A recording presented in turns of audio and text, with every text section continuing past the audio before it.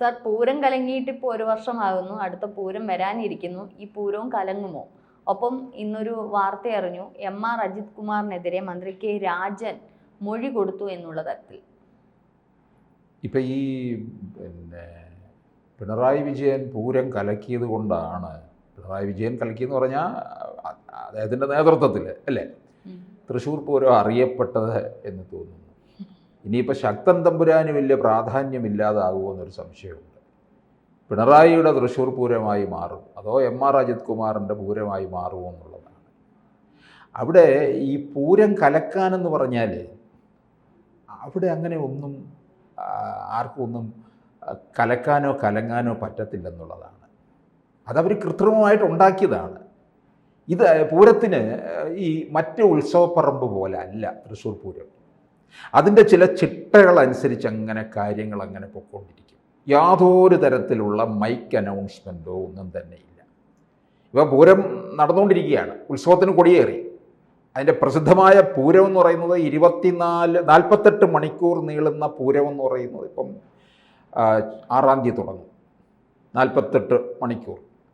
പിറ്റേ ദിവസം പകൽ പൂരമുണ്ട്, ഉപചാരം ചൊല്ലിപ്പിരിയൽ, അതോടുകൂടിയാണ് പൂരം അവസാനിക്കുന്നത്. 6-ാം തീയതി രാവിലെ ചെറുഘടകങ്ങളുടെ ഒരു വരവുണ്ട്. 12 ചെറുഘടകങ്ങൾ വരും. അങ്ങനെ പല ക്ഷേത്രങ്ങളിൽ നിന്നായിട്ട് പൂരം വരും. പിന്നീട് 11:30 മണിക്ക് അവിടെ വേറൊരു മഠത്തിൽ വരവ്. പിന്നെ അത് കഴിഞ്ഞിട്ട് ഉച്ചയ്ക്ക് ഇലഞ്ഞിത്തറ മേളം, പിന്നീട് കുടമാറ്റം, പിന്നീട് വെടിക്കെട്ട്, അടുത്ത ദിവസം പകൽപൂരം, ഉപചാരം ചൊല്ലിപ്പിരിയൽ. ഇങ്ങനെയാണ്. ഇത് കൃത്യമായിട്ട് എല്ലാവർക്കും അറിയാം. അവിടെ ഈ ഒരു ആന മേളം ഇതിലൊക്കെ ആൾക്കാരിങ്ങനെ ലയിച്ചങ്ങ് പോവുകയാണ് ചെയ്യുന്നത്. കഴിഞ്ഞ വർഷം ഈ പൂരം കലക്കുക എന്ന് പറഞ്ഞാൽ അവിടെയൊക്കെ കുറേ നിയന്ത്രണങ്ങളൊക്കെ ഉണ്ടാക്കി വെച്ചു വെറുതെ. അവിടെ ആൾക്കാർക്ക് ഇതെല്ലാം കൃത്യമായി അറിയാം. എങ്ങനെ എങ്ങോട്ട് പോകണം, അവിടെ പോകണ്ട, അവിടെ നമ്മളെ അങ്ങോട്ടേക്ക് വിടാൻ അനുവദിക്കത്തില്ല എന്നൊക്കെ കൃത്യമായി അറിയാം എല്ലാവർക്കും. ഇവർ തന്നെ മറ്റൊരു തരത്തിലൊരു കൃത്രിമമായിട്ടുള്ള ചില സാഹചര്യങ്ങൾ ഉണ്ടാക്കി. അത് നമുക്കറിയാം. പിണറായി സർക്കാർ വന്നതിന് ശേഷം അല്ലല്ലോ തൃശ്ശൂർ പൂരം തുടങ്ങുന്നത്. ഇതിപ്പം കെ രാജൻ വീണ്ടും എടുത്തിടാൻ തുടങ്ങിയതിൻ്റെ കാര്യം എന്താ? കെ രാജൻ CPIയുടെ മന്ത്രിയാണ്, റവന്യൂ മന്ത്രിയാണ്. ഇത് CPIക്ക് ശരിക്കും ക്ഷീണമുണ്ടാക്കിയിട്ടുള്ളതാണ്. തൃശ്ശൂർ മണ്ഡലം CPIക്ക് വലിയ പ്രതീക്ഷയോടുകൂടിയാണ്. ഇന്ത്യയിലെ ഇടതുപക്ഷ പ്രസ്ഥാനങ്ങൾക്കൊന്നും തന്നെ സീറ്റില്ലാതിരുന്ന അവസരത്തിൽ പോലും തൃശ്ശൂർ മണ്ഡലത്തിൽ നിന്നാണ് ഒരു MP ഉണ്ടായിരുന്നത് പാർലമെൻറ്റിൽ. പണ്ട് ഇടതുപക്ഷത്തിന് 53 MP ഉണ്ടായിരുന്നു മൊത്തം. ഇപ്പോൾ എത്ര പേരുണ്ട്? 2 or 3 ഉണ്ടോ? തൃശ്ശൂർ, കേരളത്തിൽ നിന്ന് തൃശ്ശൂരും ഉണ്ടായിരുന്നതാണ്. അപ്പോൾ കഴിഞ്ഞ തവണ മത്സരിച്ചത് VS സുനിൽകുമാറാണ്.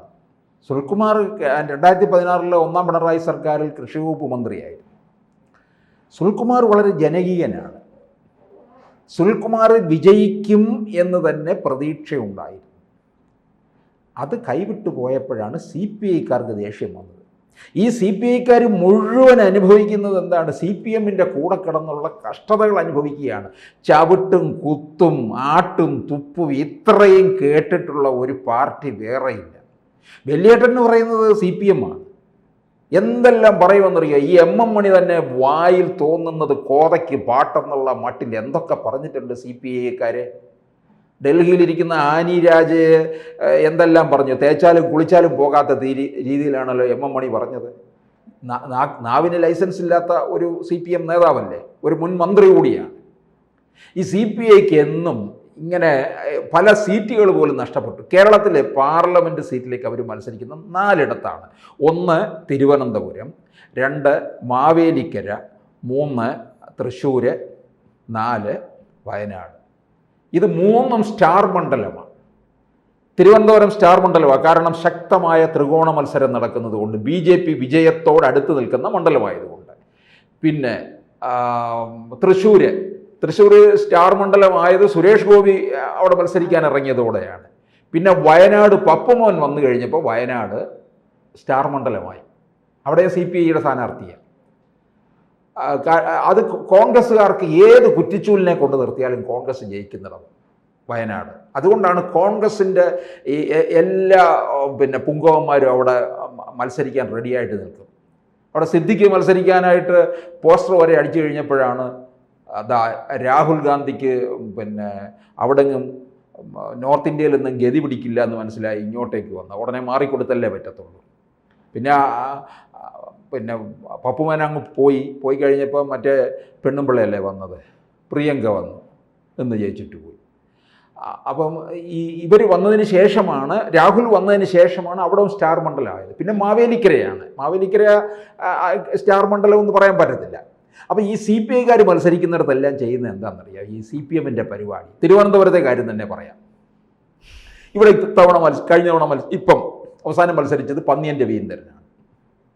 ഇവിടുത്തെ CPM പ്രവർത്തകരെല്ലാം തൊട്ടടുത്ത മണ്ഡലത്തിലേക്ക് പോകും. അവരെല്ലാം ആറ്റിങ്ങൽ പോകും. അവിടെ ആറ്റിങ്ങൽ CPMൻ്റെ സ്ഥാനാർത്ഥിക്ക് വേണ്ടി പ്രവർത്തിക്കും. ഇവിടെ CPIക്ക് വേണ്ടി പ്രവർത്തിക്കാൻ ആരും ഉണ്ടാകത്തില്ല. അത് ഇന്നോ ഇന്നലെയോ തുടങ്ങിയതല്ല, പണ്ട് മുതലേ ഉള്ളതാണ്, വളരെ പണ്ട് മുതലേ ഉള്ളതാണ്. CPMകാർ ഇവിടെ കാണത്തില്ല, അവർ തൊട്ടടുത്ത മണ്ഡലത്തിലേക്ക് പോകും. തൃശ്ശൂരിൽ CPIക്ക് വേണ്ടി പ്രവർത്തിക്കാൻ ആരില്ലായിരുന്നു, അവരെല്ലാം നേരെ വടകരയിലൊക്കെ പോയി. വടകരയിൽ വലിയ മത്സരമല്ലായിരുന്നു, അങ്ങനെ പോയി. വടകരയിൽ നിന്ന് തൃശ്ശൂരിൽ നിന്ന് ഒഴിഞ്ഞു മാറിക്കൊടുത്തു. കാരണം ഈ പൂരത്തിൽ അഡ്ജസ്റ്റ്മെൻറ്റ് നടത്തിയതുപോലെ അവിടെ പ്രവർത്തിക്കുന്നതിലും അഡ്ജസ്റ്റ്മെൻറ്റ് നടത്തി. അതുകൊണ്ട് CPIക്ക് ഏറ്റവും വലിയ മുറിവാണ് പൂരം. അല്ലാതെ പൂരത്തിന് ക്ഷതമൊന്നും ഏറ്റിട്ടില്ല. പൂരം കൃത്യമായിട്ട് നടന്നു. പിന്നെ അവിടെയുള്ള ആനപ്പാപ്പന്മാരെയൊക്കെ പോലീസ് ഉദ്യോഗസ്ഥന്മാരിട്ട് പുരട്ടി അങ്ങനെയൊക്കെയുള്ള സംഭവങ്ങളുണ്ടായി. CPIക്കാണ് ക്ഷീണമുണ്ടായത്.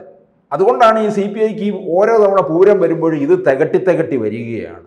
ഇങ്ങനെ ഈ ഇത്രത്തോളം. പക്ഷെ പൂരം കലക്കിയത് സുരേഷ് ഗോപിയാണെന്നും വാർത്തകളുണ്ട്.